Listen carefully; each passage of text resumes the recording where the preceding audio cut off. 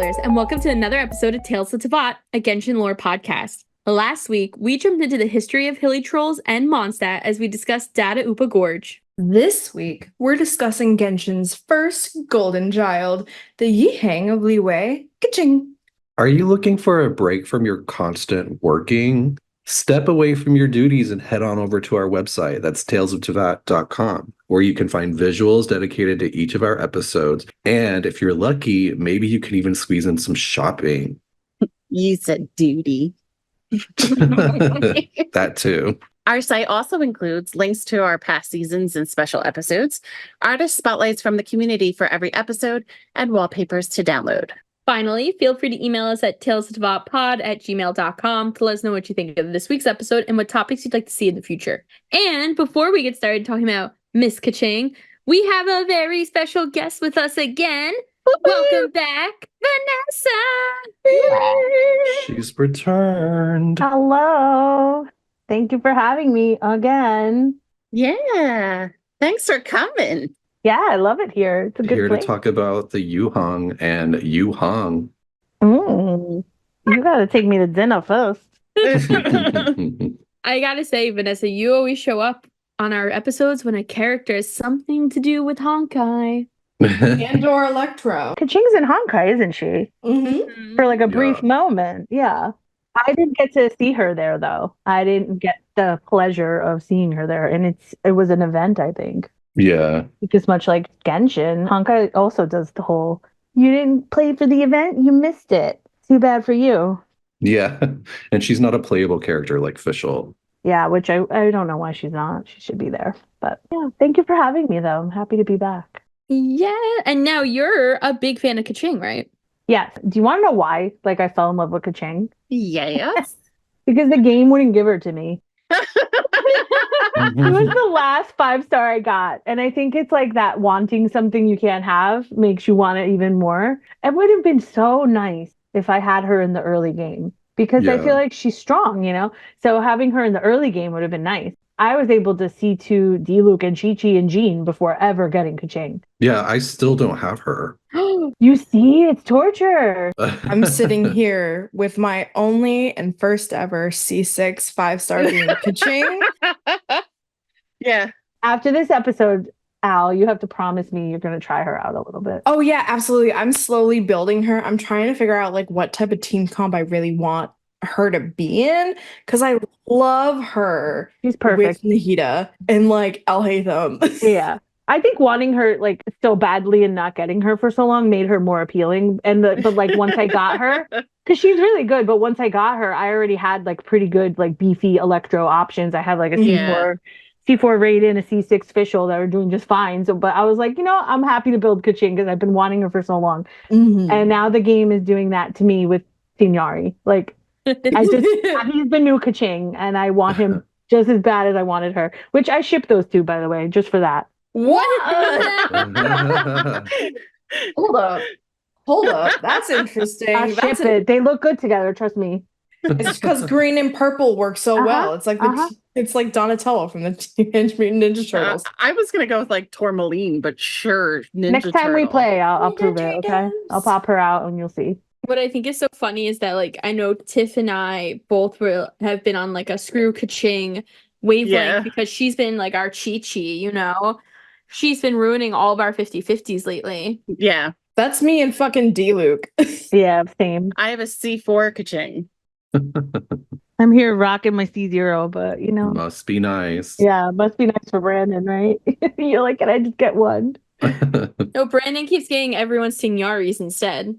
So that's how I fell in love with her, was like not being able to have her. But then I got to know her and was like, oh, I love like the workaholic vibes because it just speaks to me. Mm-hmm. And she's very no nonsense. Let's get stuff done. Very to the point, very driven. And I feel like she's my best representative in this game because I feel like I'm the same way. I don't know that that's a great quality to have, but I do like her fact-driven skepticism, which, well, I'm sure we're all going to talk about. It speaks to what I'm always questioning authority and questioning everything. So the librarian, you know, that I am, it's in my nature to look for factual sources and question the validity of stuff. So I just love her for that. And I've been feeling like she's very pro-union, which is also speaking to me. She's about Yes. justice and doing what's right. And like, I don't know, I just could see her as a labor like union organizer. So yeah, I like that. So. She did join a labor group for like, what, 3 months because she wanted to. 2 months, yeah. She became a laborer Oh my for God. 2 months just Was so that when she could. went to the chasm? Yeah, she did that. I think she was also like did like wait staff Yes. at a restaurant Mhm. and Yes. I think something else. But she was trying to figure out like a plan to get better treatment for them. So she's like, well, I'm just going to do the work for 2 months and see what it's like for them. Very undercover boss of her. I love it. And in one of her voice lines, she says, if you feel strongly about something, you should speak up and take action. That's the philosophy I live by. And I'm like, this is my girl. Yeah, same.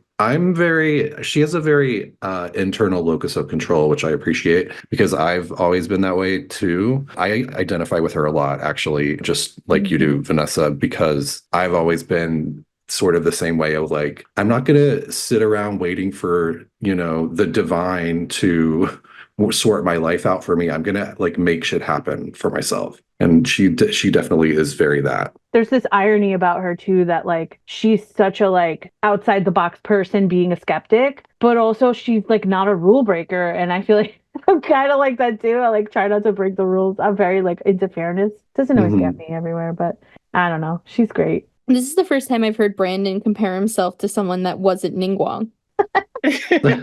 Which those two are not on the same page, really. I'll only compare myself to Ningguang once, haven't I? Once? No. Honestly, it's probably been physically once, and then one of us said that you were Ningguang, but it right. feels like every episode. You've always been Ningguang. It just keeps coming up. You've always been Ningguang in my heart. Well, I wish I had that much money. I think you think she's fabulous. Yeah. Yeah, like I'm honored to be compared to Ningguang.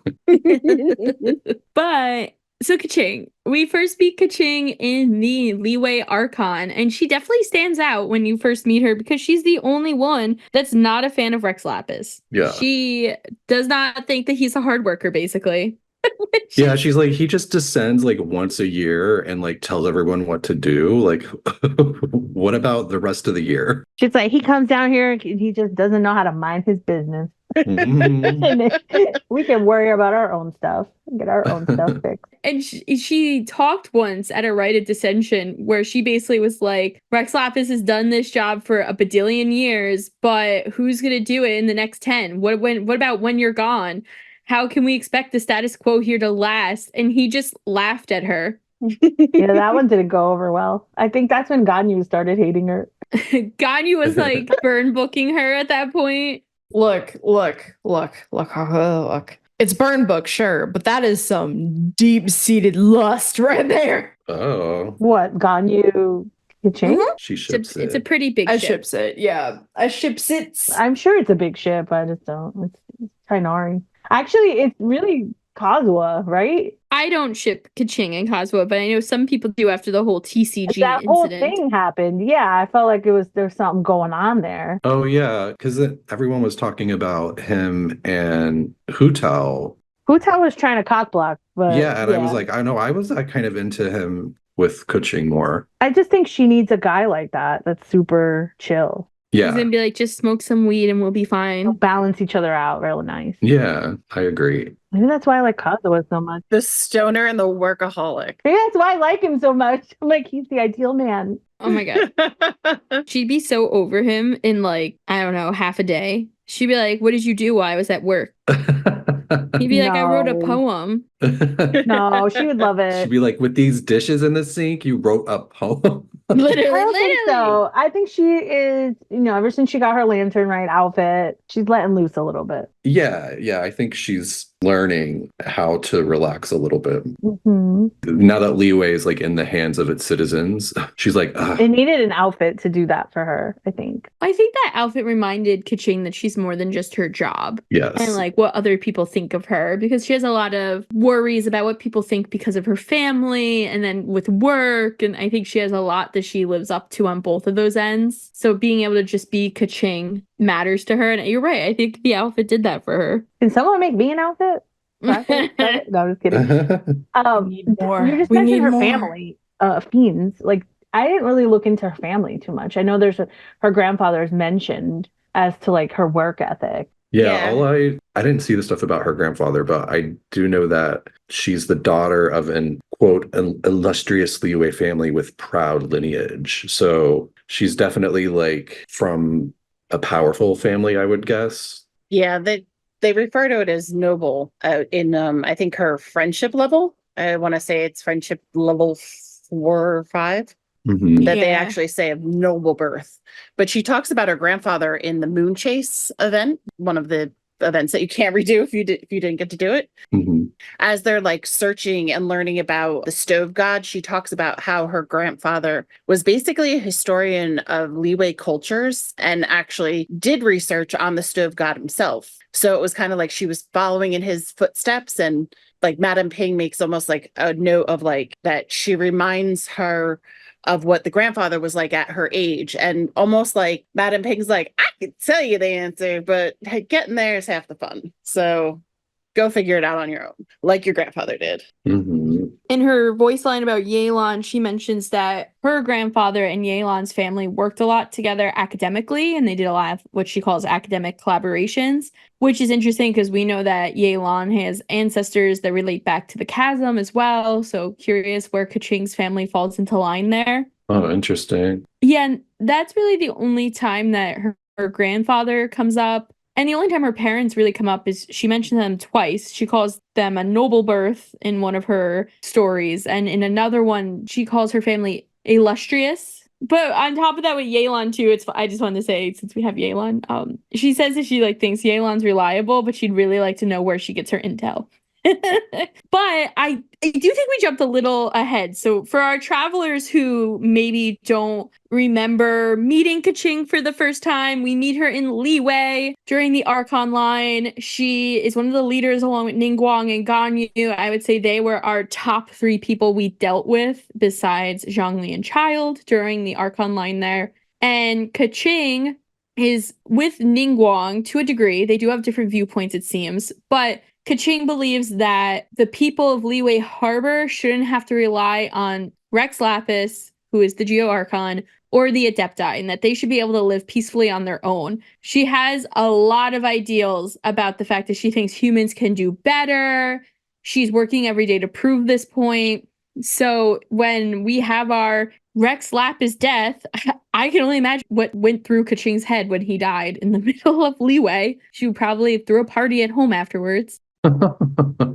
She's like, ding dong, the witch is dead. Yes, that is literally what I imagine her doing. But Keqing and Ningguang want to prove to the Adepti that they can handle Liyue Harbor. So when the Battle of Osile comes, they are able to prove themselves when we have our big fight on the Jade Chamber, and then eventually drop the Jade Chamber into the ocean. And that's really most of what Keqing helps us with. She's another character that feels so big but so small when you look back at the storylines. Yeah. And she does come back to reprove herself and prove to everyone again that she can deal with bad issues when Osile's girlfriend shows up, or wife, I don't remember which one. Wife, but his chick. When his baby mama shows up. Oh my god. During Shenhe's storyline, where Beisht is looking for revenge and comes and attacks Liyue Harbor, and Keqing and Ganyu are manning like some random island off in Gunyunstone Forest, leading not a cavalry because there's no horses, leading a squadron of people.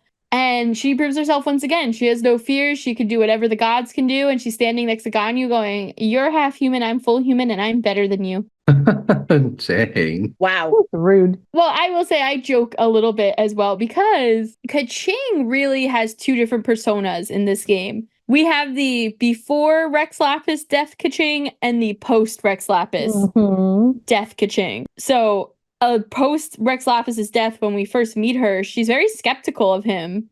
She doesn't think that he does a lot. She wants the humans to be able to live on their own. And then post, she becomes a hoarder of like Rex Lapis statues. Yeah, she turns into a fangirl. Like real weird, right? And she's like trying to like hide it. She goes shopping with her friends and they're like overlooking at Silk, and she's like catches like a bobblehead and is like, oh, maybe I'll just buy that. And she tries to buy it real quick and like stick it in her bag. Yeah. And her friends like catch her, like, what are you doing? She's like, what? Nothing to see here. And before Rex Lapis died, she truly believes that the Archons and Adepti did little for the people of Liyue Harbor. And that even rolled into her beliefs about her vision, where she initially wasn't a fan of her vision because she felt like she had gotten some approval of the gods to get it. And if that was the case, she didn't want it. And then she found it insulting.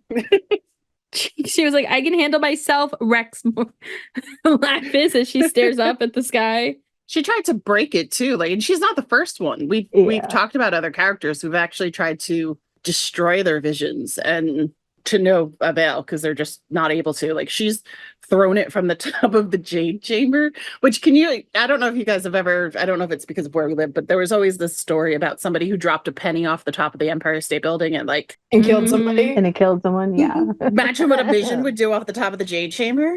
Terminal velocity. Fuck. They would just hit a hilly troll and they'll come back to life tomorrow. Oh, She did other stuff too. I think she set it on fire. Yeah.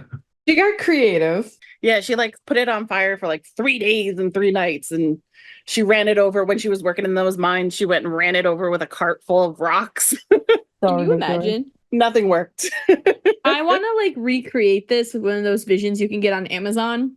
Just act like a big baby and I want it. I just want to be like Keqing when she got blessed by the gods and throw it off the roof of my house, run it over with my car. Fuck your gods. Literally. If you get the Temu version, it might just come broken. So, Oh, that's true. It comes with no color. It's because it's Tomo's. ah, Too Rip. soon. God damn it, Vinny. But so pre Rex Lapis's death as well, her opinion on Rex Lapis affects her opinions on Ganyu as well, and on the Adepti. So even though she goes and visits the Adepti every Lantern Rite and gives them gifts, she's not a fan of them. And she basically is like, I don't know what Rex Lapis did to get Ganyu so up his side and up his ass, but I'm not here for it. And even Ganyu is like, I cannot believe the blatant disrespect she has for our Archon. You're like, oh my god, it's not good over there. Lots of bickering. I think they come to terms. I think once she finally comes around, Ganyu kind of relaxes that annoyance. Yeah, definitely. But she's definitely beefing in the voice lines. I appreciate how sacrilegious she was. Absolutely. well, we know that obviously there was an entire island in Inazuma that was against their god. I mean, there was probably a whole nation at one point, but all of Watasumi Island was like, fuck Raiden, we don't like her. But you think that there was people who disliked Barbados? I mean, other than Rosaria, who just couldn't say his name? How I mean, dare Keqing they? dislikes Barbados. Well, I mean, in the, of their nation, other Mondstadians that were Diona for sure. she doesn't like them. I think she just hates Diluc. Well, she hates anyone who drinks. So Barbados, aka Venti. She doesn't know that Venti's Barbados. Yeah. Oh. Yeah, she just hates Venti. There's a lot of blasphemy going on here, I just want to say. Maybe Diluc in regard, knowing now that Venti is Barbados, he might not have the best opinion of him. I am waiting for my Venti episode to drop, so hopefully if you guys ever decide to talk about him, I'll be patiently waiting The to hear 30 this times address. that we have. You like breadcrumb is what y'all do with this boy. Well, you wouldn't be the only one because Fiends doesn't even remember that we did one. I want full Wisp incorporated. I want everything. We had the Wisp. We even had Slutty Venti. Slutty Venti has made many appearance on this podcast. I feel like Slutty Venti is on almost every page of the website. Yeah. It's 2 hours devoted to him though. I feel like if you combine was all the pretty times we've long. talked about him, he's got 5 hours. Never enough. But I don't know any Mondstadians that dislike Barbados besides Rosaria, but she can't even say his name right. I know for a fact Keqing isn't a fan. She's like, I don't understand how any of the stuff that he's done has contributed to Mondstadt. She's not wrong. They gave them freedom. Doesn't that count for something? She wants them to work. I wonder how much they recognize that. Like, do they even know, or do they just attribute that to Vanessa, VEN, and Vanessa? I mean, they should to this Vanessa as well, but Yeah, I agree. I mean, yeah, to the other Vanessa. But you know what I mean? Like, I wonder how much they know Barbados, was involved in helping her lead the city to freedom. Brandon, on that point too, how much do they even know about him in general? Because we know that the Mondstadt Archon line is only known by us, D-Luke, and Jean, maybe Kaya. And after our episode last week when we were talking about Dead at Upa Gorge, we know that Mondstadtians alone don't even know a lot of their history. So how would Right. Liyue people know? And the way that Keqing talks about Barbados, I almost expected her to be like, and Rex Lapis's best friend is Barbados? Gross. But she didn't say that. She had no idea that they were friendly people. Yeah, because he's friendly with Venti, right? Well, I mean, Rex Lapis and Barbados were good friends. Like, they would have wine together all the time. Venti would bring wine to the harbor and they would talk after they both became the Archons. I feel like what we just did was prove that we needed another Venti episode. What? No, we talked about this in the Venti episode. What Venti episode? Oh my god. Just retcon it. I'm just gonna Retcon it keep. all. Yeah, I'm just gonna gaslight you. No. Well, it's apparently working. Yeah, You already got Fiends thinking it. there is no Venti episode. Wait, so does anyone know how old Keqing is? I mean, 20? being that she's human. What? 40? I said 20. Oh. 40. I heard 40 too. I was, what the fuck? I mean, 20 would probably be where I would guess 20 to 25 because she's human. She's not half Adepti. 20 seems fair enough, and she also seems young enough to have that cocky, like, humans are better because Adeptus are like fucking losers. Like some weird teenage angst with Adeptus and Archons. Yeah. I think Cloud Retainer has a line about her where she calls her a child, but that doesn't really mean anything because she calls everyone children. Because everyone is a child to Cloud Retainer. Right.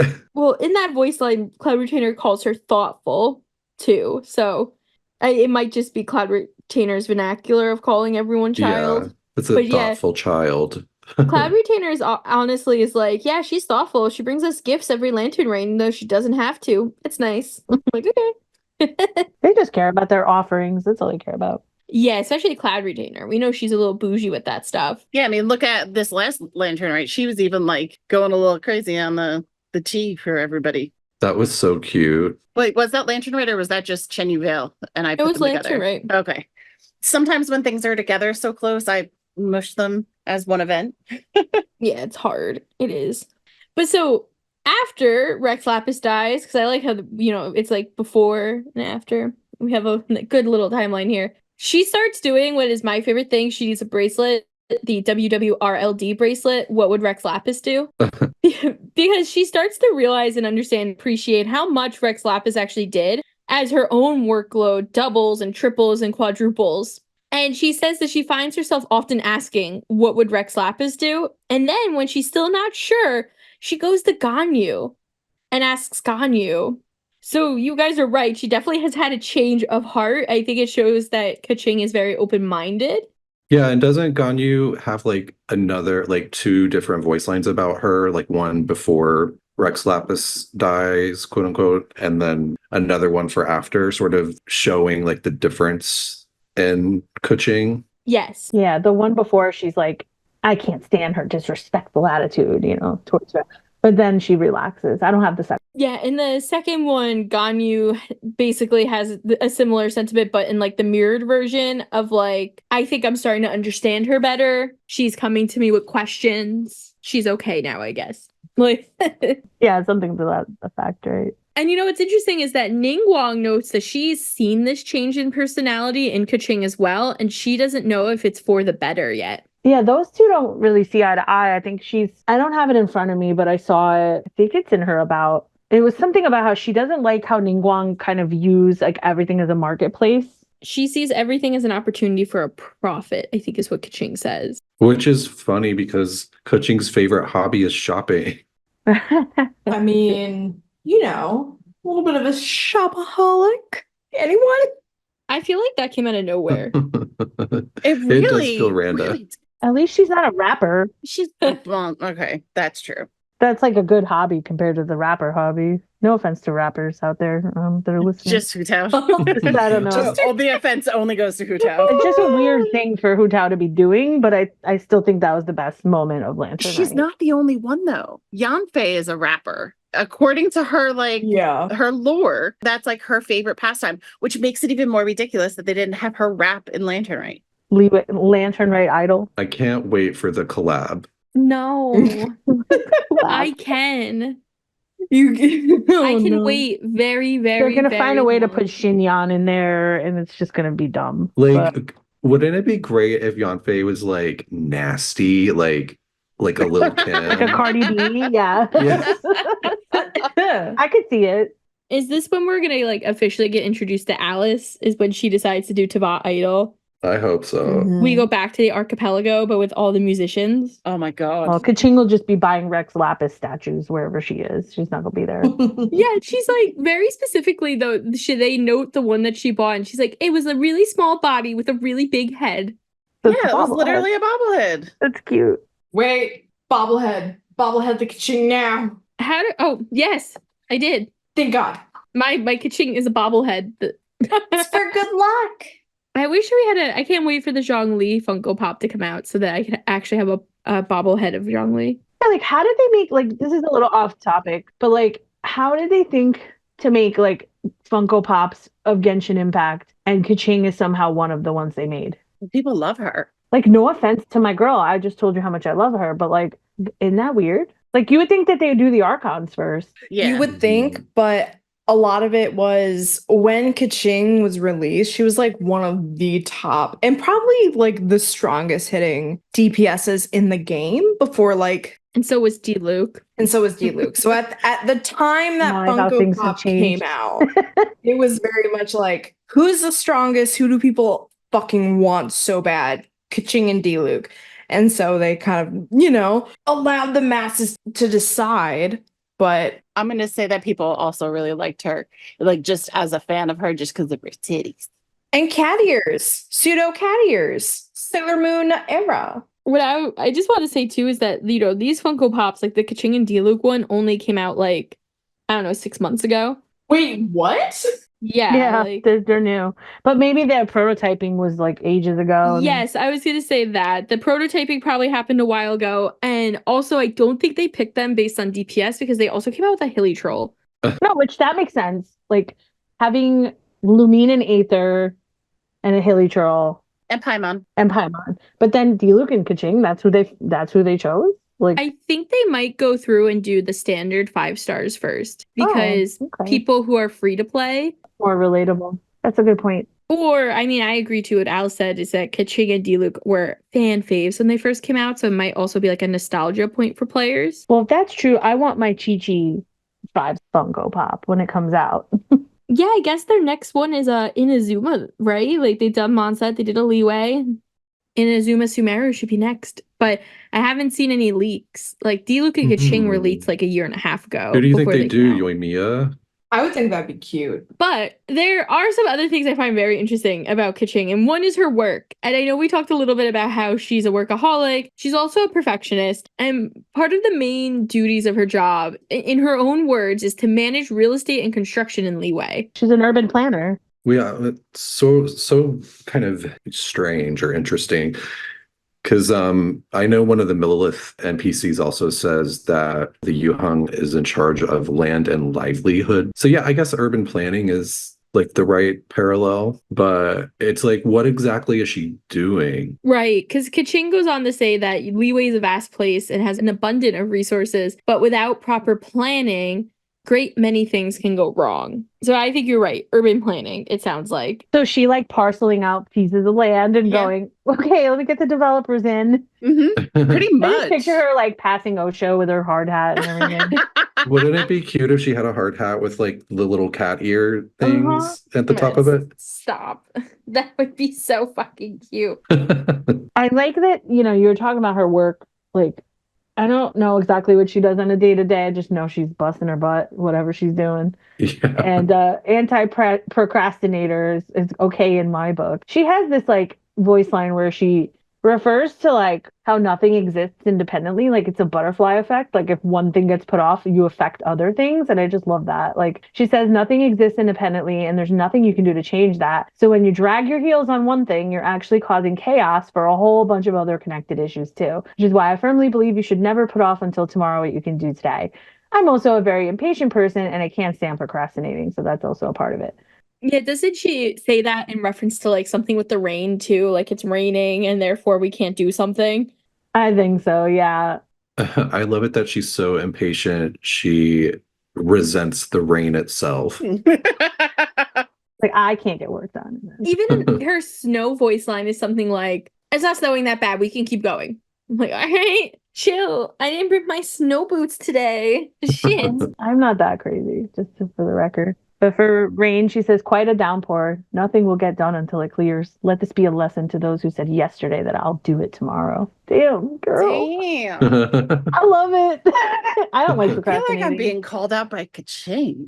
You better do your work. Seriously. So funny.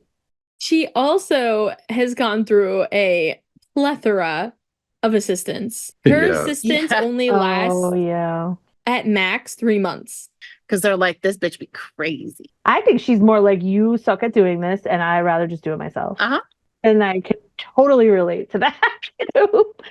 Terrible trait. 9 out of 10 times, it's exactly what it is. She's just like, I can just do this better or more efficiently than you. So go away. That's not a good Right. trait.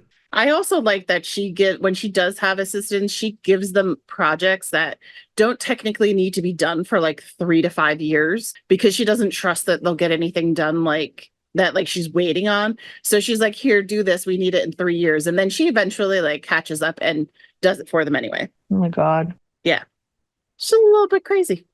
Control freak. I don't like that. I don't relate to that. You have to learn how to delegate things properly and teach those who don't know. Also, on her assistants, something very interesting is that Yanfei keeps coming up as a potential assistant option for Keqing, in which Yanfei says, no way, I don't want to do that, but I'm happy to help legally when needed.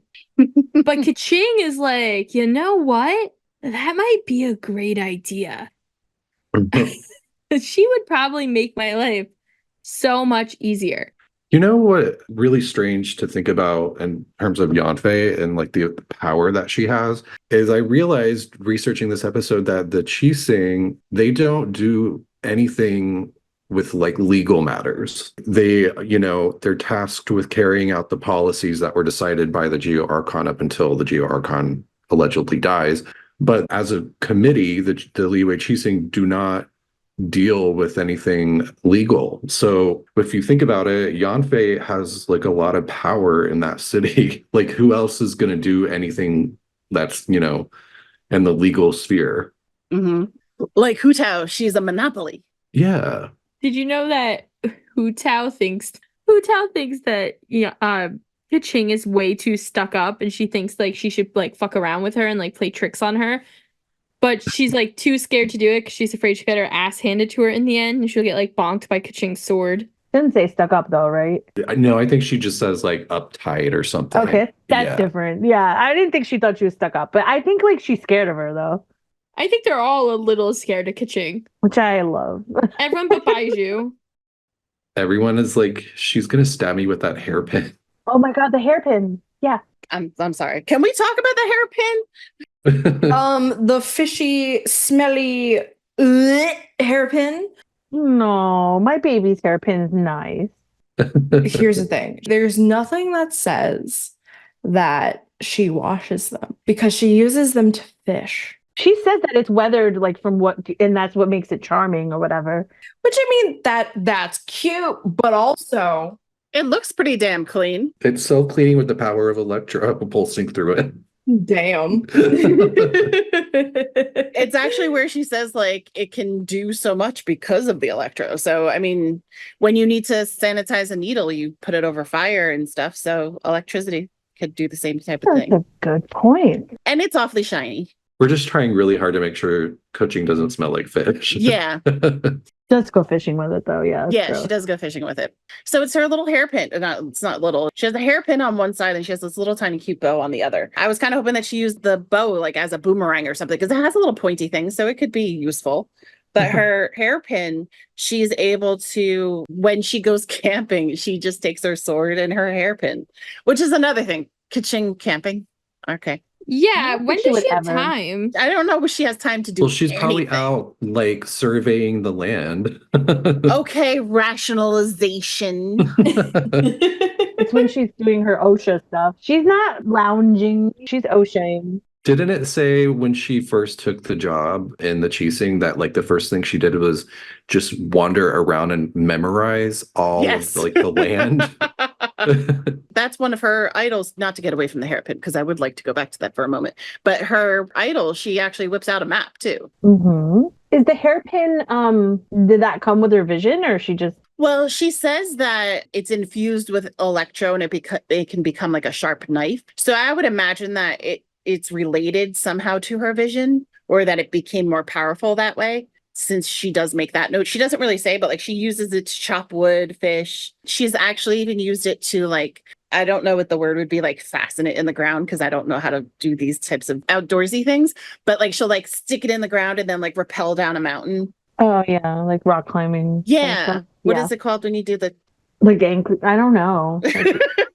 Like she's anchoring herself Yes. with it. Tiff, do you think that any of us go outside? I was like, do you think I would know anything about that? Because I'm down. I'm looking, I know what rappel means. I was like, bitch, you can climb. I don't know why you're rappelling. You got gliding. There's no need. Do we have any information on how she got her vision? I don't. I didn't see anything. That'd be a cool story to know. I feel like we get all of the stories and they're just taking Keqing away from us. She needs a little quest. But like, she's too busy. She's too busy to even tell you. That's the story. Yeah, I don't think it says. I think it just talks about like, you know, her resentment of the vision. She tries to forget about that. Yeah, that's friendship level 6. So I don't know if it's before that. Yeah, no, she really doesn't. She goes into, in her friendship levels, it does talk about, you know, brings up the resentment about the visions a couple times. And when she finally does make that changeover, like when she finally accepts it, that it's not like a way to cheat. She kind of talks about the whole thing, like the source of power is far less important than the character that it's being used by, the character of its user kind of thing. I don't think we know exactly how she got it or when she got it. It'd be interesting to know if she got it like when she joined the Keqing, or did she get it beforehand? I want to know if it was before or after the hair clip. The survival hairpin. Maybe they were a bundle. Her vision came with an accessory. Oh my, that would so make sense for somebody who loves shopping though. Yeah. True. I just assume that it's just a regular hairpin. She just imbues it with electro via her vision. Oh, that's what I thought. Yeah. That's what it said, like that once it's imbued or infused with electro. I also wanted to say that obviously there's a bunch of characters who have opinions about Keqing, and Keqing has opinions about other characters. She talks about Zhongli, and she literally has no idea that he's Rex Lapis, where other people are like, this guy is interesting. I feel like there's something about him. And she's like, yeah, that gentleman from Wangshang Funeral Parlor, clearly he's an extremely learned individual. And I have a lot of respect for him, but his mindset is too traditional for me. He thinks in the same tired old terms as Rex Lapis did. If he were more of an original thinker, I'm sure he'd be a great asset to me in reaching my objectives. Yeah, she's like, he's useless. I'm like, I hate to be the bearer of like weird news, girl, but that's your man. I love it. Wouldn't it be funny, like when, like if they were to find those things out, like what their reactions really would be? Like, would she be like, oh shit, like I've been talking smack, or I've been saying that guy's really smart? Like Barbara and not to bring Venti up again, but Barbara and Venti, like she would shit herself if she found out that Venti was Barbados. She'd be like, I was so mad at him for breaking the lyre. Yeah. It's like, oh shit, it's his. He can do whatever the fuck he wants. And another character she has some interesting voice lines about is Xingqiu. She's actually has big respect for Xingqiu. She says, I have specifically huge respect for him because she's proud of him for being born into a well-to-do family, not wanting to take over the family business, and devoting his time to being an envoy of justice. I think she kind of sees a reflection of herself in him. Yeah. And she said, not everyone has the guts to follow their dreams, but it means breaking with a long-standing family tradition. So it also makes me curious what Keqing's family does. Yeah. I know. I wanted to know that too, because I'm like, they weren't Keqing, were they? We know that they lived in the really expensive part of like where she is kind of now with the Keqing over in the one part of Liyue Harbor that's really pricey. Yuheng Terrace, the wealthy residential district. But she also likes him because, to go back to that moon chase event, there is a time when she's looking up the stuff about the stove god, she goes to this like storage area because he has all these books. And that she's like, I know that there's going to be something in here. And she asks him, like, you know, do you have one on the stove gun? And he like recalls the name of it. And she's very impressed by it. Like, wow, I can't believe you not only like, it's almost like he said, like, chapter 35, page 45. Like she was like, wow, you know, everything that's in this that you have in your library. He's like, yep, I don't really have a lot to do, you know, being an envoy of justice while you're out there taking care of business, Keqing. Mm-hmm. Which is actually something that Ga Ming brings up. He says that she really helped crack down on like the baddies that hang out between Liyue and Yilong Wharf. And then Traveler's like, so are you going to be out of a job soon? He's like, no, but yeah, she's helped a lot. She made it better. You guys want to talk about her name? The Yuheng? Yes, So I what is do. her official title within the Keqing? And how do you say it? Because I can't say it properly. The Yuheng. Yuheng. You so hung, girl. Yuheng. You better take me to dinner. Is that like a real word or is that just a Genshin word? No, it's a real word. So this Yuheng is the Chinese name for one of the stars of the Big Dipper. So we would know the star as Alioth. Is what? Alioth, Alioth. Oh, okay. And in Chinese is Yuheng, and it means measuring rod of jade. And because there are 7 major stars in this, it calls back to the 7 stars of the Keqing. So it's kind of interesting of like who kind of has all of these names, because it goes Jian, just sword, Qia Yang, opening of yang energy, Yuheng, measuring of jade, and then we have Ji, which is pearl. We have Zhuan, which is beautiful jade, and Shu, which is pivot, which I'm like, interesting thing. But it also calls to how in Chinese, the Big Dipper's name is Beidou, or in specifically Beidou Oh, you know, Yi. I kind of remember actually talking about this back in our Ningguang episode, right? I think we went into how the Keqing was made up, if I'm remembering correctly. Yeah, a little bit. But yeah, so 7 stars, and there are 7 people of the Keqing that culminate the entirety of this council. So it's kind of interesting that with Keqing, hers is the measuring rod of jade, which is, it kind of makes sense because she's judgmental as hell. She takes no shit and is like, sure, buddies, adeptuses, you think you can rule humans should be ruling humans. She's got a lot of opinions, but she's also very much a perfectionist, which makes sense. If you're measuring jade, instead of kind of being like, oh, I'm a pearl, I'm the sword, I'm like whatever, you are the person delegating the quality of jade. I guess that also ties back to her constellation too, which means plumb line and not like a plum. But if you're familiar with any kind of building or carpentry or anything like that, it's kind of like a rope that you put something heavy on the end. So this way you can get the exact 90-degree angle, which leads to part of her being such a perfectionist. It makes sense. But also then into that side of the name then.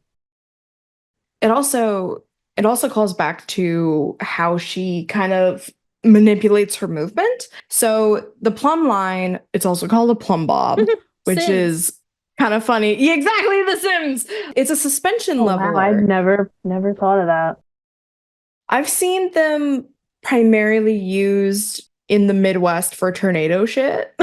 of like, if this thing is gone, there's a tornado. If it's just jumping up and down, it's just a little Oh my windy. god, wait, I have something like that. It's a piece of rope. It's With a not rock? on a rock, but it's like that, and it's like if rope is wet, it's raining. If rope is Yep. cold, it's snowing. If rope is gone, there's a hurricane. It's so stupid. I love it. We use it a lot in Florida sometimes. It just really depends. But I mean, plumb lines have been used for probably about 2,000 years, if not longer. It's one of the only ways to make sure that when you are creating a wall, you're not like accidentally somehow leaning this shit. You can clearly tell this wasn't an Italian invention because the Leaning Tower of That shit's Pisa, sinking. it is sinking. They probably used a plumb Yeah. line. It just didn't equate to how soft the ground was. But today in modern day, we would use laser levelers. We'd have like the bubble leveler that, I mean, you can get what for like $5 fucking. It's very poignant that this is her constellation because she is kind of part of urban development. And what would you use in developing your city and your buildings? You're going to use a plumb line when you don't have a laser leveler or just a leveler in general. It's so weird when you think about it, because whenever I think of her movement or her E, where she like zips over to another place, it kind of reminds me like a plumb line could technically be oh no, it's not a boomerang. What's the thing that you throw at a wall and you climb up it? Oh, I don't know. They use it in Spy X Family, but A grappling hook. Yeah, a grappling hook. Yes, because like it kind of seems like you could use it for that if you had like a good chunky rock on the end of that plumb line. It's double faceted, if you will, or triple, whichever one. It's a very sporty episode. Yeah, seriously. Who knew that Keqing was going to bring out the outdoors life? Oh my god, I have an art book that shows all the characters as athletes. So I did think that Keqing could be athletic. Well, what is she in that book? I mean, she moves very athletically, like when you play with her.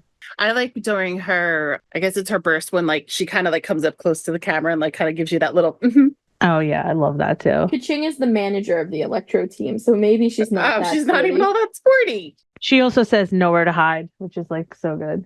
So tough. Nowhere to Well, it's not that hide. happy though. She's definitely more like, I'm going to kill you. Yeah.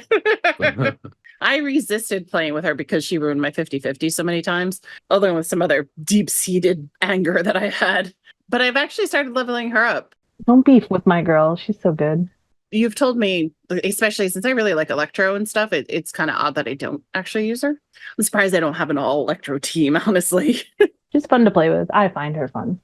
Well, we've talked about her title, but we actually haven't talked about her name, which means one brings clear skies, which I think is quite funny because of all the Lightning McQueen jokes that come out. Her actual name, Keqing. Yeah.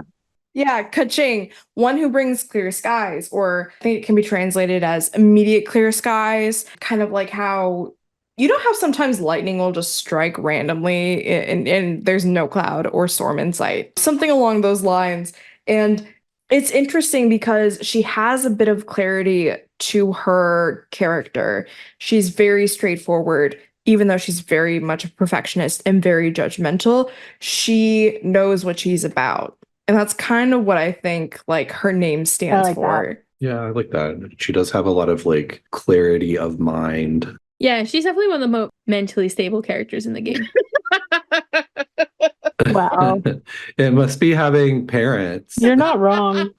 It must be nice to be rich. Her parents, her wealth and stability, you know. Yeah. A full-time job. Her boyfriend, Tainari. That's going to be our next list, though, that we make is like characters by mental stability. I mean, So many of them are going to be in the F tier. yeah, Like, she would be really leading stuff. she's going to be the only S tier mental health person. I'm gonna not say that she's S. I would give her A. Compared to everyone else, she Because ends she's up a being little S. unreasonable, you know, with some of her stuff. Mm.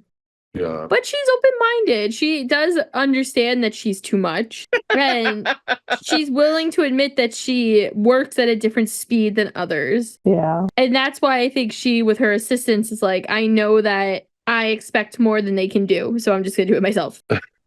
She's like, move aside, all y'all Rex worshipping motherfuckers. A Literally. waste of my time. What do we see for her? Like, do we see anything for Keqing in the future? I mean, I feel like her character arc is sort of lending itself to this, like, she needs to become more chill. So I'd like to see her hanging out with Kazuha more. Oh my god, with her new outfit. And just sort of like, I would like to see the further evolution of her relaxing and like learning that there's more to life than work and that whole vibe. I think Keqing needs to go on vacation. That's what I foresee for her. Yeah. Like that'd be so cute.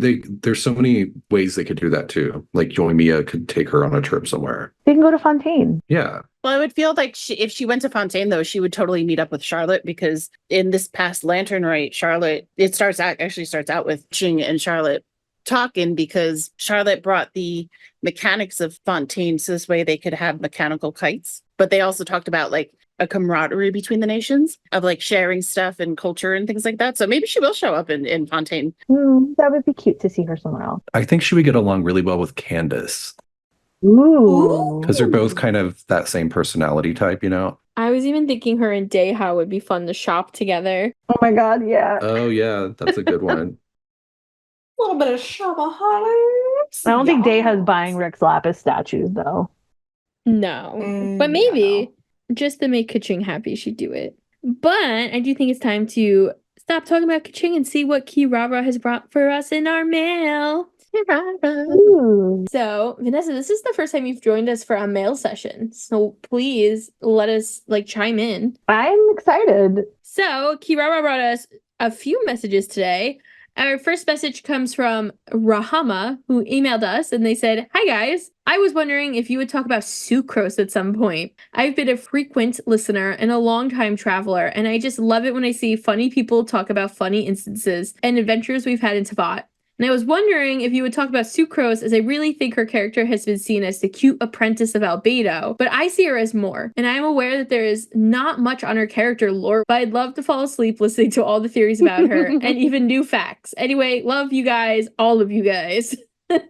That's so nice. That's cute. I do think we should do a Sucrose episode at some point. Gotta do all the Agreed. animals.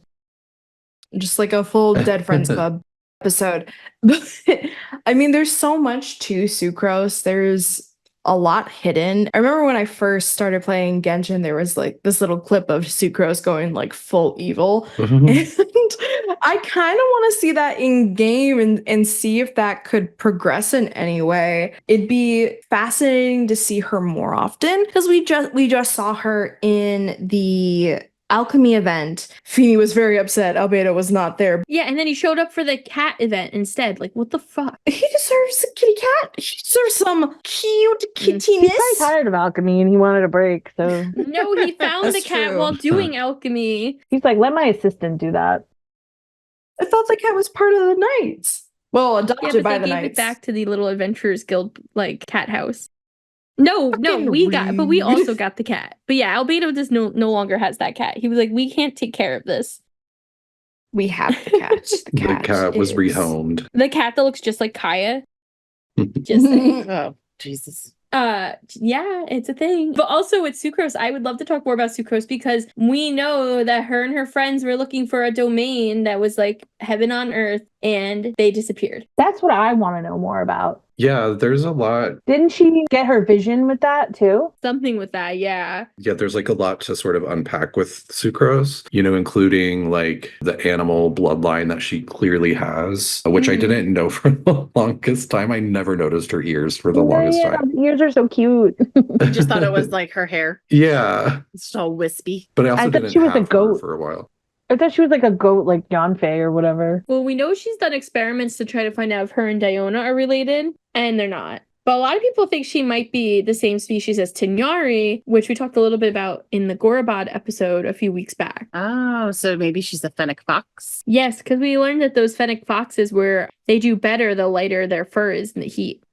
I want to see more of her, and I want to see more of her and Kale being besties. We Yeah. need a new outfit, and one to match Kale's. That way they can be cute That together. event was beautiful. Like, I'm not one for like being a super softie in this game because I just want to kill stuff.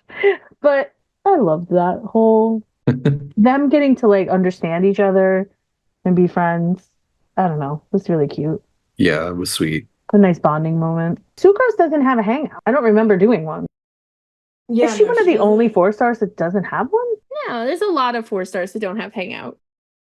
That's true, but we are getting a lot more hangouts. Per Yeah, update. well, like Xingqiu doesn't have one, Gaming doesn't have one, Fremine doesn't have one, Yao, Mika. These are newer people though. Sucrose's been there from day one, right? OG like Mondstadt people. Amber and Lisa don't have one. Yeah, like Amber should have one. Like I'm just talking early days, like if we're going chronologically, right? Official. Yeah, that's rude. Although we get a lot of official in the events, like archipelago. I can't say that word now. Wow, archipelago. You guys rubbing off on me. Archipelago event. Archipelago. But so we get a lot of Sing Show as well in other events. So I can understand why. I guess we get a lot of Sucrose. We did get Recently. Yeah, I mean, outside of Rosaria, she doesn't have a hangout. She showed up in the cat event, but really that was it. Yeah, of like if you go into like your character archive of the first 5 lists of people, like the first 25 characters released, Amber, Lisa, Xingqiu, Official, and Sucrose all don't have a hangout. That's sad. They need to just give everybody a hangout. Yeah. Yeah, we could see it slowly happening. It's interesting how they're delegating it out. Like, Kaya just got one a few months ago. This seemed very random. All right. Our second message comes from Aspen on Instagram, and they said, I have a theory. Osile was originally a dragon from Fontaine, and they had a fight with Morax during the Archon War that went through Chenyu Vale all the way to Gunyun Stone Forest. I think it's a crack theory, but I've had it in my mind, and I needed to tell someone. I'm into it. I also am into it. We have no knowledge on Osile. Yeah, I mean, Osile, we know, has something to do with like the whole Loom of Fate operation. Wait, really? Yeah, because they remember like the upside down statue. They were like somehow combining that with something of Osile's, weren't they? Am I remembering this wrong? I don't know. I don't remember. Like, weren't they trying to use Osile to make a mechanized god? Oh, yes. You are correct. So it would make sense if there's sort of like a larger story behind the lore of Osile. So I like that idea that, he could be one of the dragons. Definitely. Do you think that Osile could have been... never mind. That doesn't make sense. I was going to say, do you think Osile could have been like a hydro dragon of some sort, but then with Nouvelette? But I mean, I guess it's possible that there were other hydro dragons in general. Yeah. Do you think Osile is beefing with Nouvelette? Well, he's dead. So if he was, he ain't anymore. I mean, back in the day, was he beefing? I'm sure he would be pissed to see that the reborn hydro dragon is a human when he's right there. He's like, hello. He looks up at Celestia like, are you kidding me? Is that Guyan Stone Forest? Is that where you fight that Geo hypostasis? Yeah. And that's where he died, right? Well, Osile died in the middle of the water. Wherever the Jade Chamber now sits underground. I would love to see that, by the way. I assume it's somewhere near Liyue Harbor. That must be really bad for the boats. That's true. You know what? Where is that guy?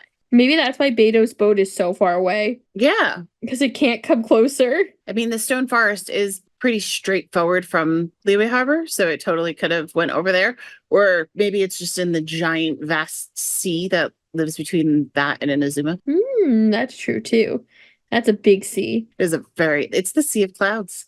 I think Osile was killed at Gunyun Stone Forest, by the way. Yeah, that wasn't Baish. Well, I mean, originally Osial was killed there, because that's why the stone forest is there, because those are like the stone spears. Oh, you mean when he was revived? Right. Yeah. I'm sorry. So Osial's first death. Osial had multiple deaths. Well, yeah, because they brought him back to life. Child like brought him back to life. with Oh the- shit, that's right. I thought he died at Goyon. No? Oh, I was thinking about the second death. Right. So his first death was at Gunyun Stone Forest. His Archon quest death was in the harbor. He's reawakened by child. And then Beisht is killed at Gunyun Stone Forest, which I'm sure felt great. What did you call me? Poor, poor Beisht. She mourned the death of her dragon husband. He got brought back for like a minute, and then we went and killed him again. I wonder if she was pissed. So Aspen's theory is interesting. Like, we should take that route of like from Fontaine through Chenyu Vale all the way to, like, I wonder as a dragon, like how that is. Not as a dragon. All right, Brandon, take your new Valette. But like, I wonder if there's clues. I 100% at Chenyu Vale, but I didn't see any mentions of him. I don't remember the reasoning that gully is there in Chenyu Vale. I feel like they mentioned it, and it was a fight or something. No Osial though. There was no Osial in there. They didn't mention it, but they might not know his name, or they might call him something Yeah, different. it's interesting. I want to know more about this theory and how, like, why? Why this route? Well, Aspen, thank you for your message. Please write in with more. We want more. Yeah, I'm curious. Write in, let us know. Otherwise, I do think that's all the time we have for today. Travelers, if you're interested in keeping up with us or sending us questions or messages, please feel free to email us at talesoftevatpod@gmail.com. You can also give us a follow on Instagram, Tales of Teyvat Pod, or Twitter, Tales of Teyvat. We want to give a very special thank you to Vanessa for coming and being on this episode. Thank you, Vanessa. This is a fun treat. Thanks for having me. You're always welcome. And we're out of Honkai crossover characters, so No, we're not. we'll just have to have you on the Venti Part 2. We have an Andreas episode coming up. No. I mean, we should. Next week, we're going to be talking about the Sun Children of Enkanomiya. Until then, travelers, safe journeys. We'll see you next time. Bye, perfectionist nerds. What do you mean, bye? I'm still here. Light and librarian. Fact checker.